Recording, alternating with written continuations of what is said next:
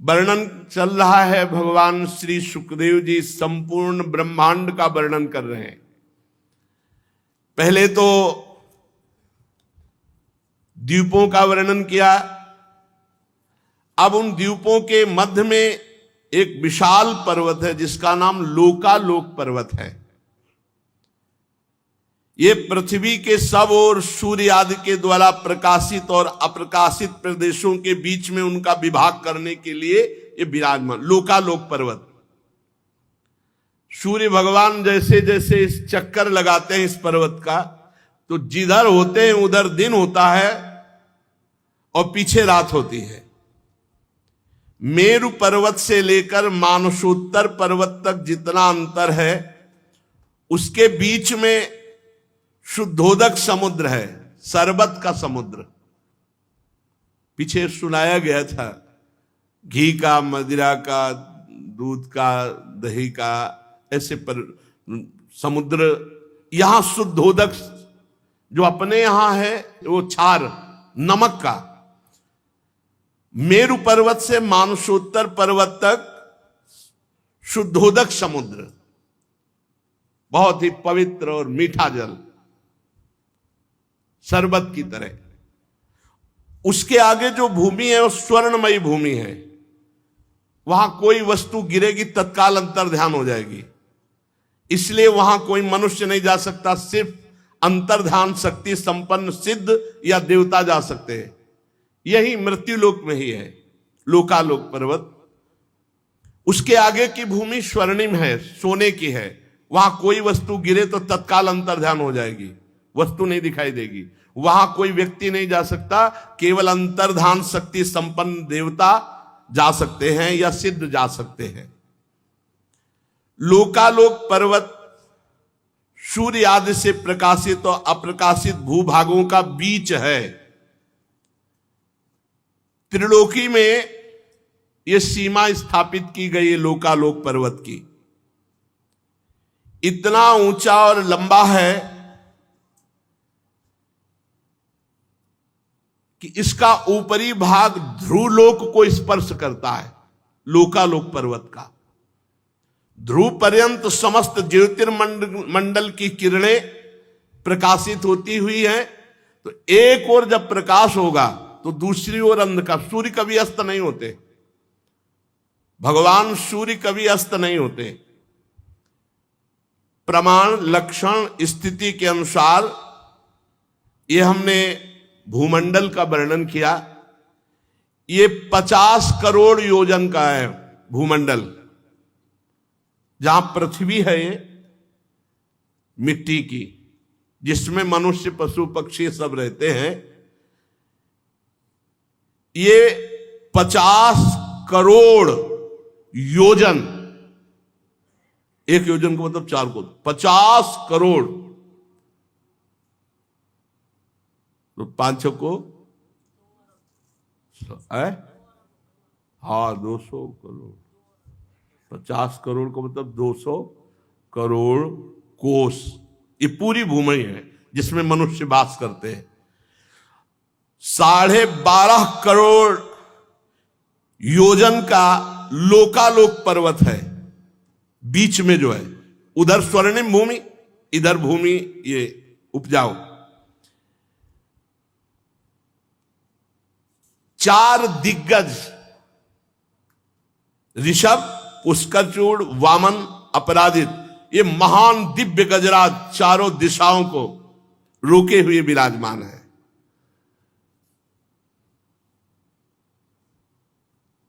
दिग्गजों को इंद्रादि लोकपाल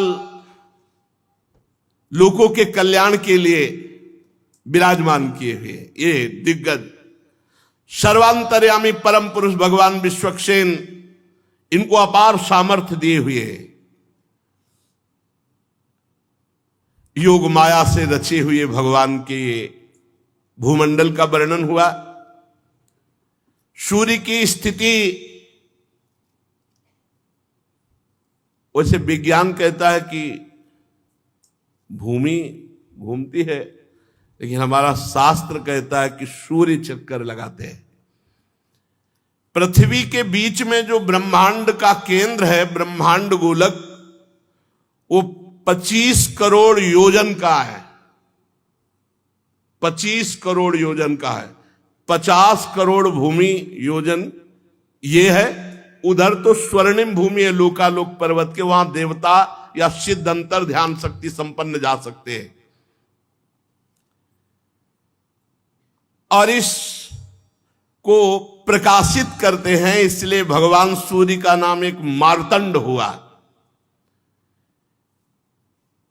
हिरण्यमय ब्रह्मांड ये भगवान विराट से प्रकट हुआ, इसलिए इसे हिरण्यगर्भ भी कहते हैं।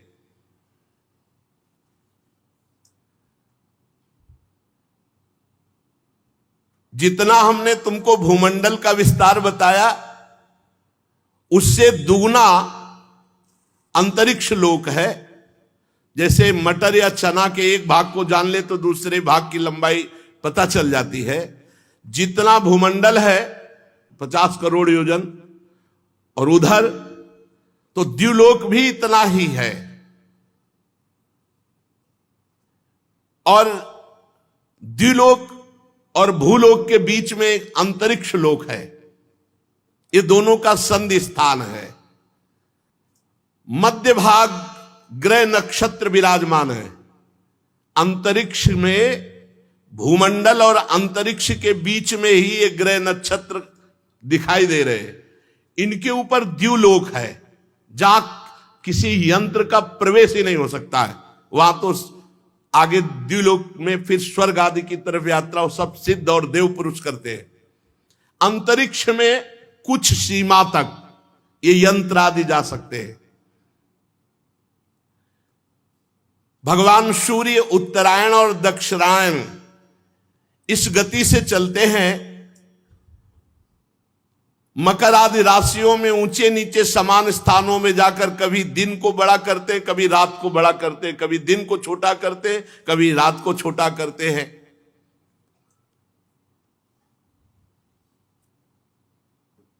पंडित जन बताते हैं, पंडित माने ज्ञानी जन, मानसोत्तर पर्वत पर सूर्य की परिक्रमा का मार्ग 9 करोड़ 51 लाख योजन है। एक राउंड 9 करोड़ 51 लाख योजन। मेरु पूर्व की तरफ जब भगवान सूर्य जाते हैं तो देवराज इंद्र की जो देवधानी अमरावतीपुरी है उसको प्रकाशित करते हैं। उसके आगे जब दक्षिण की तरफ बढ़ते हैं तो यमराज की संयमिनीपुरी है। फिर जब पश्चिम की तरफ बढ़ते हैं तो वरुण जी की निम्लोचनी, और उत्तर की तरफ तो चंद्रमा की विभावरी। इन पुरियों को प्रकाशित करते हुए भगवान सूर्य आगे बढ़ते हैं। तो सूर्योदय, मध्याह्न, सायंकाल, अर्धरात्रि, ये क्रम से होती रहती। भगवान सूर्य कभी अस्त नहीं होते, उनका निरंतर परिक्रमा चलती रहती भूमंडल की। भगवान सूर्य जब मेरु को बाईं ओर रख करके चलते हैं तो दिखाई देता है कि वो दाईं ओर चलने पर चलते वो बाईं ओर है। जिस समय भगवान सूर्य का उदय जहां होता है, ठीक उसी समय कहीं अस्त दिखाई देता है। कहीं जहां भगवान सूर्य मध्याह्न के पसीना पसीना कर रहे हैं किसी को, तो उसी समय आराम से आधी रात को कोई सो रहा होता है। भूमंडल में देख लो, यही की बात कह रहे हैं। कभी सूर्य अस्त नहीं होते, कभी सूर्य उदय नहीं होता, वो तो निरंतर चल रहे हैं। लोकालोक पर्वत के कारण वो अस्त और उदय का ऐसा, लोक माने प्रकाशित, आलोक माने अंधकार, लोकालोक पर्वत, उसी के कारण ऐसा अनुभव होता है। जहां कहीं आधी रात होगी तो कहीं पसीना चुआ रहे होंगे, दोपहर होगा, कहीं प्रातः हो रहा होता है तो कहीं वो अस्त हो रहे होते। वो पहाड़ पर्वत के कारण सूर्य भगवान ना अस्त होते ना उदय होते हैं। जिन लोगों को सूर्य भगवान मध्याह्न में दिख रहे हैं, उसी समय कहीं अंधकारमयी रात्रि होती है। सूर्य भगवान जब इंद्र की पुरी से यमराज की पुरी को चलते हैं तो 15 घड़ी में 2.25 करोड़ 12.5 लाख और 25,000 योजन इस रफ्तार से चलते हैं। 15 घड़ी में 2.25 करोड़ 12,25,000 योजन यात्रा तय करते हैं। बहुत रफ्तार की भगवान सूर्य की गति है। इसी क्रम से वरुण और चंद्रमा की पुरियों को पार कर इंद्रपुरी में पहुंचते हैं। इस प्रकार चंद्रमा आदि अन्य ग्रह भी ज्योतिष चक्र में अन्य नक्षत्रों के साथ उदित और अस्त होते रहते हैं। भगवान सूर्य का वेदमय रथ एक मुहूर्त में 34,08,000 योजन की रफ्तार से चलता है। एक मुहूर्त में, बहुत छोटा समय मुहूर्त होता है, 34,08,000 योजन की रफ्तार से चलता है। आज तक हमें लगता है कोई ऐसी गाड़ी नहीं बनी होगी, कोई हेलीकॉप्टर या कोई भी वाहन नहीं बना होगा। नहीं, ऐसा नहीं बना होगा कि एक मुहूर्त में 34,08,000 योजन, कोई नहीं। इस रफ्तार से सब पूरे ब्रह्मांड को प्रकाशित करते हुए भगवान सूर्य संवत्सर नाम का एक चक्र पहिया, 12 मास रूपी अरे, 6 ऋतु रूपी नेमी, 3 चौमासे रूपी नाभि और रथ की धुरी का एक सिरा मेरु पर्वत की चोटी पे रखा हुआ है और दूसरा मानसोत्तर पर्वत पे, और निरंतर भगवान सूर्य का रथ घूमता रहता है। एक पहिया सुमेरु पर्वत पर, एक मानसोत्तर पर्वत पर, और बीच से एक यंत्र गया जो ध्रुवलोक से कनेक्शन है। जैसे ऊपरी भाग को रोके तो ऐसे रथ से ऊपर ध्रुवलोक से कनेक्शन। एक पहिया सुमेरु, एक मानसोत्तर पर्वत, और बीच की यात्रा चलती है जिसमें भगवान सूर्य बैठते हैं। वो सिंहासन रथ का जानते हो कितना बड़ा है? 36 लाख योजन। सूर्य भगवान को ऐसे थोड़ी कि हमारी तुम्हारी तरह वैसे बैठे हैं कि हाथ दो हाथ में बैठ गए। 36 लाख योजन रथ में बैठने का स्थान है भगवान सूर्य के। रथ पूरा जो रथ है वो 9 लाख योजन चौड़ाई, तो जिसमें बैठते 36 लाख योजन, और पूरा रथ ऐसे 9 लाख योजन का है। जुआ जिसमें घोड़े, तो वो 36 लाख योजन का लंबा जुआ है। तो घोड़े कौन है? साक्षात गायत्री। 7 छंद जो गायत्री के हैं, मूर्तिमान वहां अश्वरूप धारण करके विराजमान है। और सारथी कौन है? अरुण जी महाराज, गरुण जी के बड़े भाई अरुण जी। इनके कमर के नीचे का अंग तैयार नहीं हुआ था, आगे प्रसंग में आएगा। ये भगवान सूर्य की तरफ मुख करके बैठते हैं, आगे की तरफ नहीं, आगे की तरफ पीठ करके बैठते हैं। भगवान सूर्य की तरफ मुख करके बैठते हैं महाराज अरुण, गरुण जी के बड़े भाई अरुण जी। ये सारथी हैं भगवान सूर्य के। गायत्री मूर्तिमान छंद, ये 7 घोड़े हैं। रफ्तार एक मुहूर्त में 34,08,000 योजन। भगवान सूर्य इस रथ पर विराजमान होकर भूमंडल को प्रकाशित करते हैं। सूर्य देव की तरफ ही मुंह करके अरुण देव उनके सारथी बैठते हैं। विश्व में दूसरा कोई सारथी नहीं इनके सिवा, कोई सारथी नहीं कि भगवान सूर्य के सामने बैठ जाए। अरुण देव ही महाराज है। माता की गलती के कारण नीचे के अंग तैयार नहीं हो पाए थे, आगे प्रसंग आएगा तो कहीं। और 60,000 ऋषि बाल खिल्ले ये स्तुति करते हुए चलते हैं। 60,000 बाल खिल्ले ऋषि ये भगवान सूर्य के रथ में भगवान सूर्य की स्तुति करते हुए चलते हैं। ऋषि, गंधर्व, अप्सरा, नाग, यक्ष, राक्षस, देवता, ये 14 कोई नृत्य कर रहा है, कोई गान कर रहा है, कोई स्तुति कर रहा है, कोई ऐसे चलते हैं भगवान सूर्य। जैसे भगवान सूर्य चल रहे तो गंधर्व गान कर रहे, अप्सरा नृत्य कर रही, ऋषि स्तुति कर रहे, ऐसे चलते हैं भगवान सूर्य। भगवान सूर्य भूमंडल में 9,51,00,000 योजन लंबे घेरे में से प्रत्येक क्षण में 2-2 हजार योजन की दूरी तय करते, प्रत्येक क्षण में।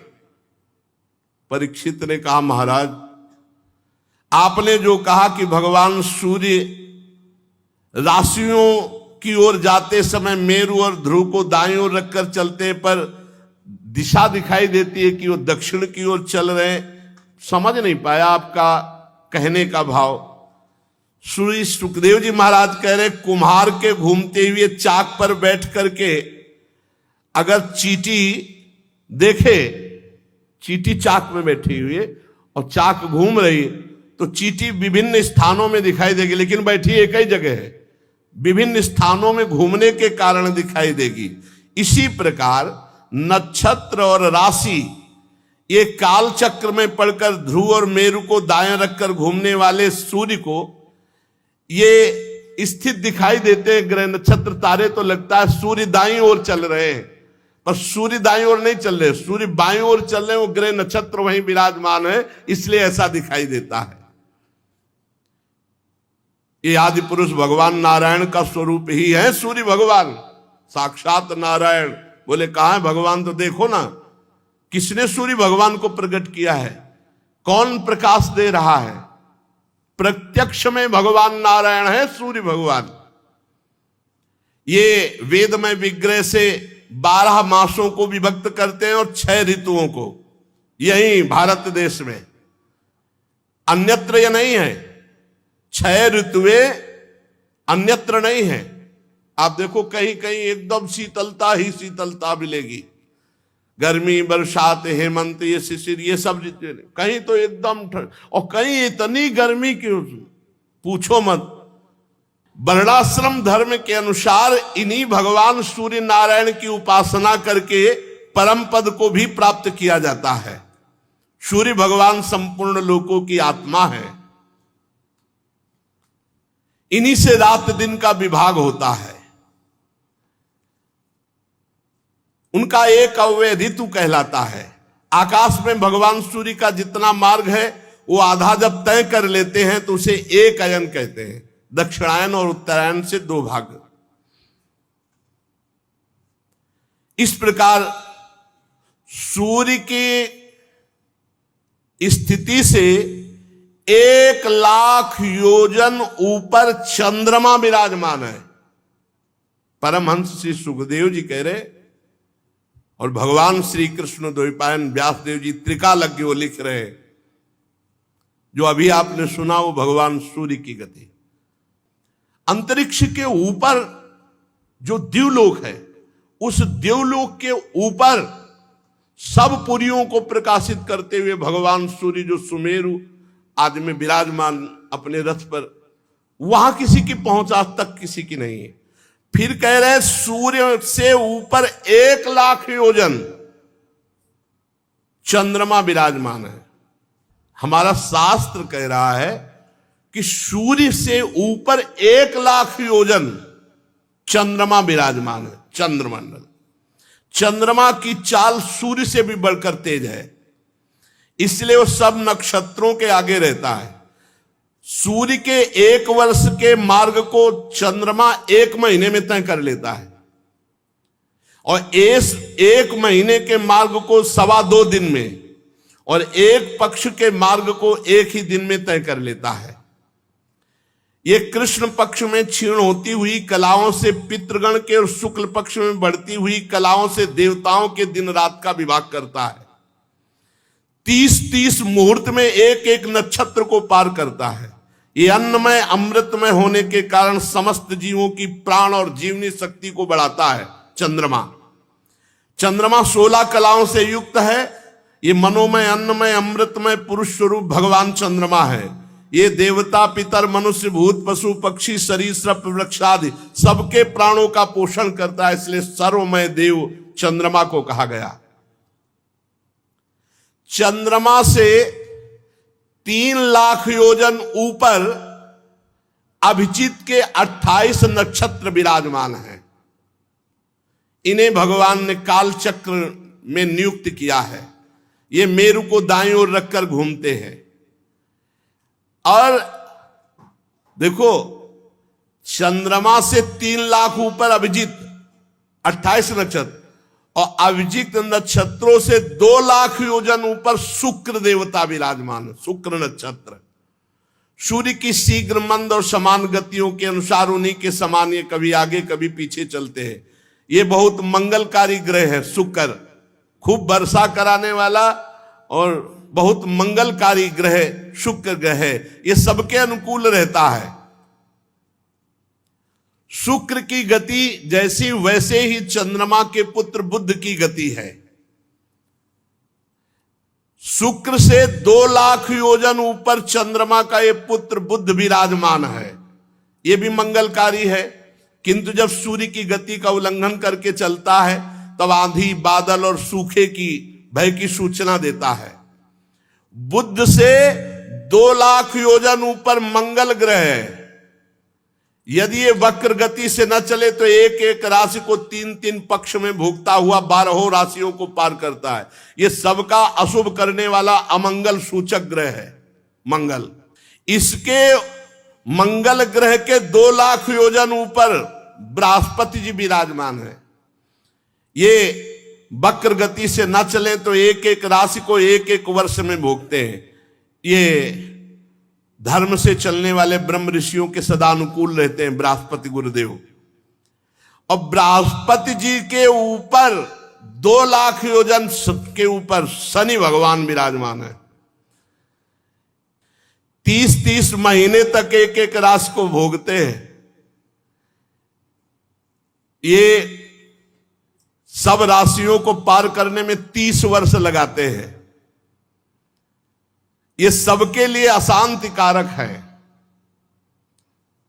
अगर ये विपरीत हो जाए तो बहुत ही हानि पहुंचा दे शनि भगवान। वो हैं सबके विपरीत ही। भगवान का भजन कर ले तो इनकी विपरीतता काम नहीं करेगी, और अगर भगवान का भजन नहीं करोगे तो ये हैं जैसे मंगल है और शनि है, मानो जेलर, जो बुरा करेगा बहुत, और भगवान की शरण में रहोगे तो सब मंगल करेंगे। जो पे कृष्ण चरण मन अर्पित तो करी है का नवग्रह रंक, हरिवंश महाप्रभु कहते। और शनि भगवान से 11 लाख योजन ऊपर सप्त ऋषि विराजमान है। ये ध्रुवलोक की परिक्रमा करते रहते हैं और सब पूरे विश्व का मंगल करने की भावना रखते हैं। सप्त ऋषियों से 13 लाख योजन ऊपर ध्रुवलोक विराजमान है। चरम सीमा है ये ऊंचाई की। ये आकाश जो देख रहे हो ना, ये अनंत है। ये सीधा ऊपर लंबाई है। किसी की पहुंच नहीं, किसी की पहुंच नहीं।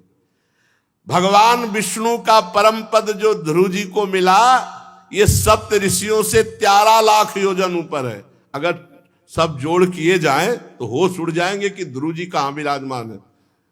बहुत ऊंचाई पर सबसे उत्तान पाद के पुत्र परम भक्त जहां ध्रुव जी विराजमान है, तो अग्नि देवता, इंद्र देवता, प्रजापति, कश्यप, धर्म, सप्त ऋषि ये सब प्रदक्षिणा करते हुए प्रणाम करते रहते हैं ध्रुव जी को। कल्प पर्यंत रहने वाले लोक इन्हीं के आधार से स्थित है। जैसे किसी यंत्र के द्वारा बीच में किसी को रोका जाए, ऐसे भगवान सूर्य के रथ का कनेक्शन है ध्रुवलोक से, ऐसे ऊपर से पकड़े हुए, और 2 इधर बीच में पूरा राउंड मारते रहते हैं। सदा जागते रहने वाले अव्यक्त भगवान काल के द्वारा ग्रह, नक्षत्र, ज्योतिर्गण ये निरंतर घुमाए जाते हैं, पर ध्रुवलोक आधार स्तंभ की तरह रहता, कभी नहीं घूमता। सब इनकी परिक्रमा करते हैं। कोई भगवान की योग माया से युक्त, इसे शिशुमार चक्र भी कहते हैं, जो ध्रुव जी की परिक्रमा करते हैं। ध्रुव जी का लोक जो वर्णन है, परीक्षित, कुछ लोगों का कथन है कि सूर्य से 10,000 योजन नीचे राहु नक्षत्र घूमता है। ये देवत्व को प्राप्त हो चुका है। समुद्र मंथन के समय जब अमृत निकला था तो इसने चोरी चोरी पी लिया था। ये सिंगिका का पुत्र असुराधम इस पद के योग्य तो नहीं था, पर इसने देवत्व प्राप्त कर लिया राहु ने, क्योंकि भगवान दैत्यों की तरफ देखकर ऐसे मुस्कुराते हुए पिलाते चले जा रहे थे। तो इसने देखा कि मामला तो गड़बड़ है, कलश तो पूरा उलटने वाला है। तो सूर्य चंद्रमा के बीच में होकर तो एक भगवान ये तो पी लिया, तो अभी गले के नीचे नहीं ले जा पाया था, सुदर्शन चक्र से उड़ा दिया, तो ऊपर का देवत्व को प्राप्त हो गया। इसका वर्णन हम आगे करेंगे। सूर्य का जो ये अत्यंत तपता हुआ मंडल है, ये 10,000 योजन का है। सूर्य नहीं, सूर्य तो आप देखे जितने में बैठे थे, मंडल तेज ये 10,000 योजन का, 10,000 योजन का। चंद्रमा का मंडल 12,000 योजन का है और राहु का मंडल 13,000 योजन का, इसीलिए वो ऊपर छाता है तो सूर्य और चंद्र ढक जाते हैं। अमृत पान कर किए हुए राहु ये देवताओं के समान हो चुका है, क्योंकि अमृत पान कर चुका है। चंद्रमा और सूर्य के बीच में बैठा था तो चंद्रमा और सूर्य ने ही पोल खोल दी, भगवान ये तो दैत्य है, तो तुरंत सुदर्शन चक्र से। तो उस दिन से वैर भाव रखकर अमावस्या और पूर्णिमा को चंद्र ग्रहण और सूर्य ग्रहण ये करता है। और ये बड़ा है, मंडल इसका बड़ा है 13,000 का, तो इसलिए ढक लेता है। तो सूर्य और चंद्रमा से वैर करने के कारण भगवान ने सुदर्शन चक्र को आज भी नियुक्त कर रखा है सूर्य और चंद्रमा की रक्षा के लिए। तो ये डरता रहता है।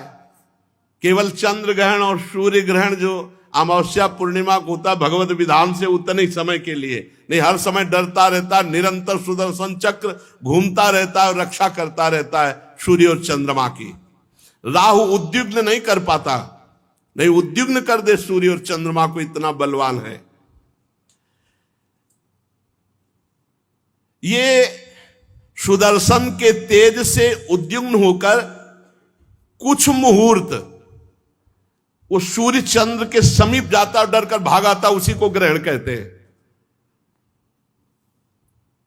राहु से, अब ये नीचे की बातें होती चली जा रही, ऊपर की सुन। राहु से सूर्य से नीचे 10,000 योजन पर राहु है, और राहु से 10,000 नीचे योजन पर, 10,000 योजन नीचे जितने सिद्ध हैं, चारण हैं, विद्याधर हैं, इनके स्थान हैं। यहां वायु की गति जा सकती है और बादल दिखाई दे सकते हैं। यह अंतरिक्ष लोक है।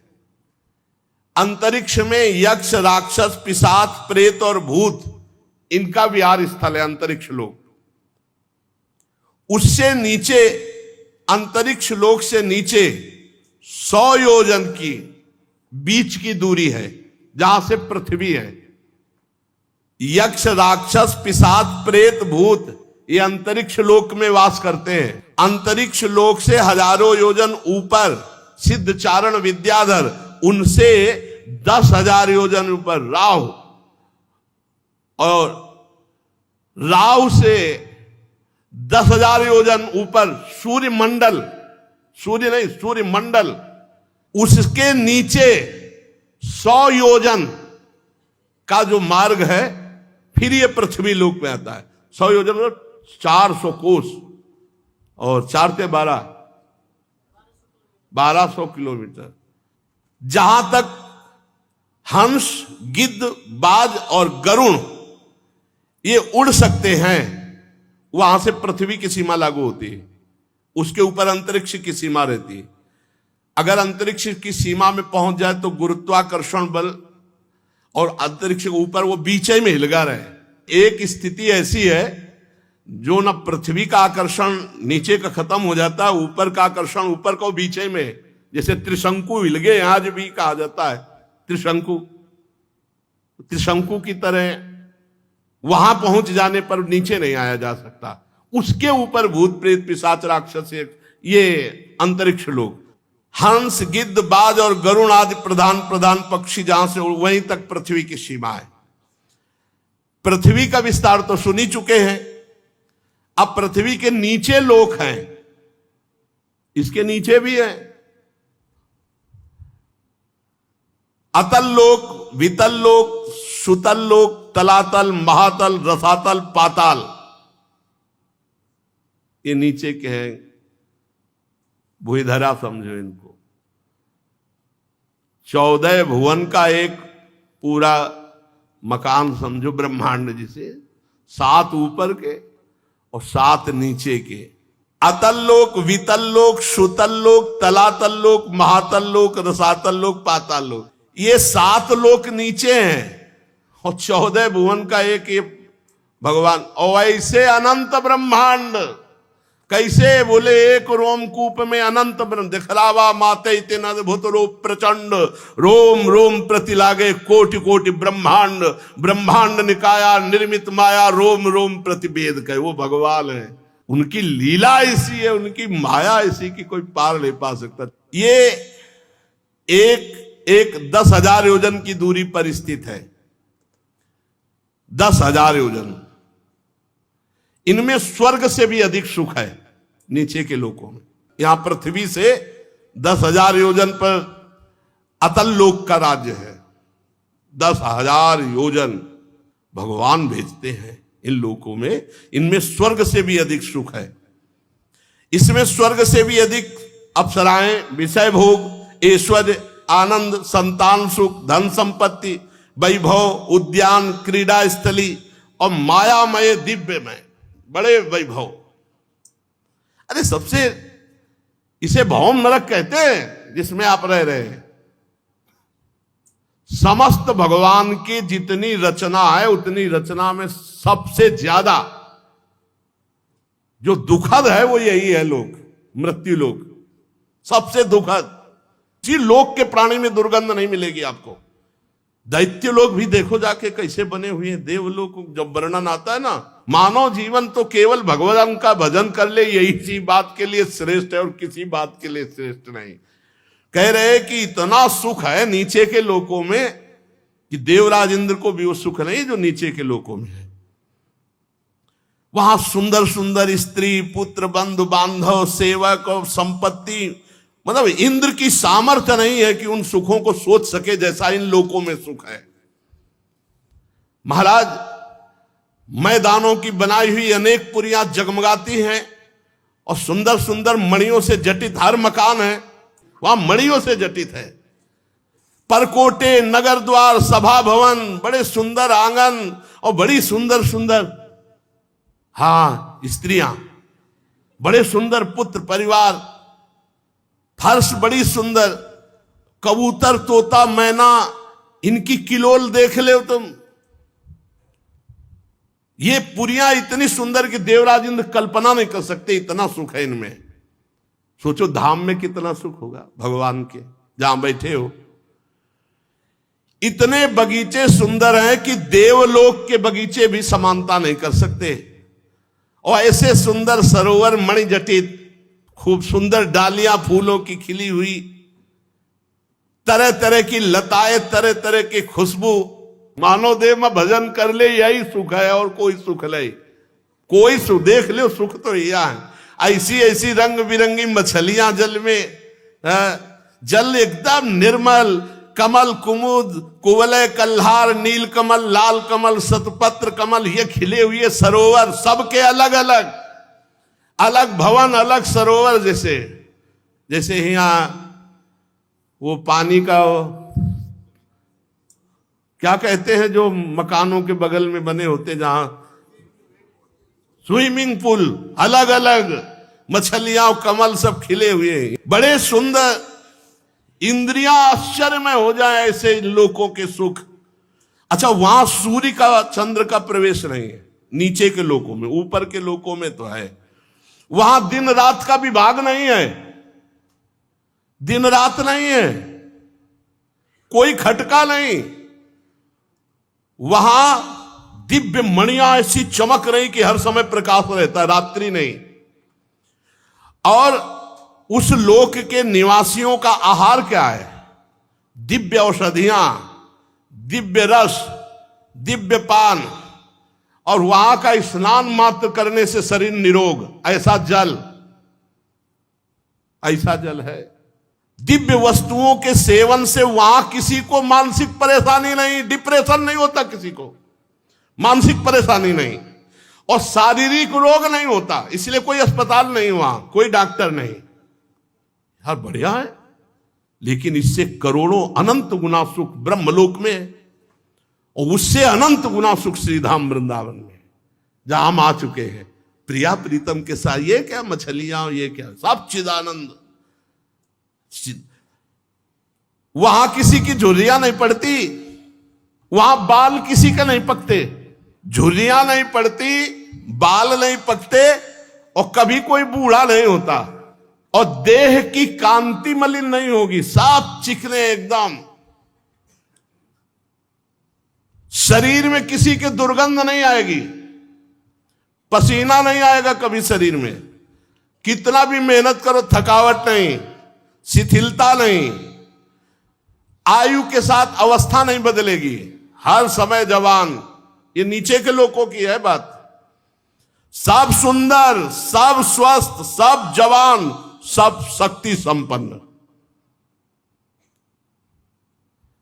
यहां पुण्य पुरुषों का प्रवेश होता है, और यहां मृत्यु होती सिर्फ सुदर्शन चक्र से। यहां भगवान के परम पावन सुदर्शन चक्र से ही सबकी मृत्यु होती है। जब मृत्यु होगी तो सुदर्शन चक्र से, ना बुढ़ापा, ना थकावट, ना झुर्रियां, ना कोई रोग, ना कोई, आनंद ही आनंद। और मरना भी किससे? सुदर्शन चक्र से। आप ये समझ लो, भजन कर लो तो ये लोक बढ़िया हो गया। भजन कर लो तो चाहे नीचे जाना चाहो नीचे, ऊपर जाना चाहो ऊपर, भगवान के धाम जाना चाहो भगवान के धाम। और किसी भी प्रकार मृत्यु नहीं हो सकती, केवल सुदर्शन चक्र से मृत्यु होगी। और सुदर्शन चक्र के आते ही गर्भ से लेकर के बाहर जो गर्भस्राव भी हो जाता है। मैदानों का पुत्र असुर, यहां का राजा है, पहला जो लोक है अतल लोक। 96 प्रकार की माया के द्वारा अपनी प्रजा को सुख प्रदान करता रहता है। और कोई ऐसा मायावी नहीं है जैसा मैदानों सृष्टि में मायावी हो, उसका पुत्र मैदानों का असुर बल। 96 प्रकार की माया के, और हमारे भगवान अनंत माया के अधिपति हैं, हम उनके दास हैं। उसने एक सुंदर स्त्री जाति प्रकट की है अपने लोक में, जम्हाई लेकर, उसका नाम स्वैरिण।